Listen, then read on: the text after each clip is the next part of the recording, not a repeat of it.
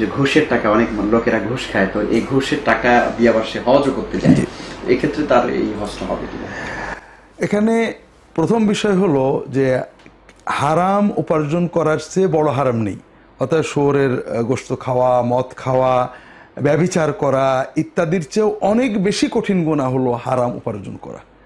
কারণ সকল হারামের সাথেই মানুষের হক জড়িত থাকে। ঘুষ মানে কি? একজন থেকে অবৈধভাবে আমি কিছু টাকা নিয়েছি, এটা আমার পাওনা ছিল না, তার উপরে জুলুম করেছি, আমি অবৈধ উপার্জন করেছি। সকল অবৈধ উপার্জন কোনো না কোনোভাবে মানুষের হক নষ্ট করে, আর এর চেয়ে বড় গুনাহ নেই। আল্লাহ রসুল সাল্লাল্লাহু আলাইহি ওয়াসাল্লাম সুদ যে খায়, সুদ যে দেয় এবং সুদের মধ্যে দালালি করে সবাইকে অভিশাপ দিয়েছেন। এটা হলো প্রথম পাপ। দ্বিতীয় হলো হারাম উপার্জনের মাধ্যমে যে ইবাদত করা হয় আল্লাহ সেটা কবুল করেন না। কবুল করেন না দুটো অর্থ আছে। একটা হলো যেটা দৈহিক ইবাদত, যেমন হারাম টাকা খেয়েছি, হারাম টাকার কাপড় পরেছি, সালাত আদায় করেছি, সালাতের ফরজ আদায় হয়ে যাবে, কিন্তু এর সওয়াব, কবুলিয়ত, দোয়া কবুল এটা হবে না।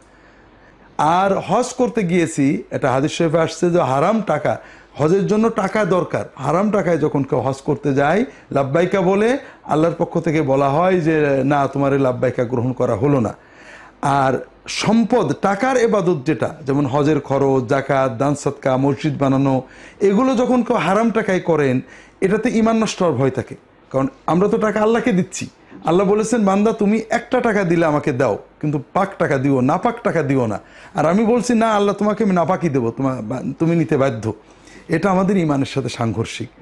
তবে কেউ যদি হালাল হারাম মিশ্রিত টাকা আছে, তিনি হজ করে এসেছেন, আশা করা যায় ফরজটা আদায় হয়ে যাবে, তবে তা হজের সওয়াব, কবুলিয়ত এগুলো কোনোটাই তিনি পাবেন না।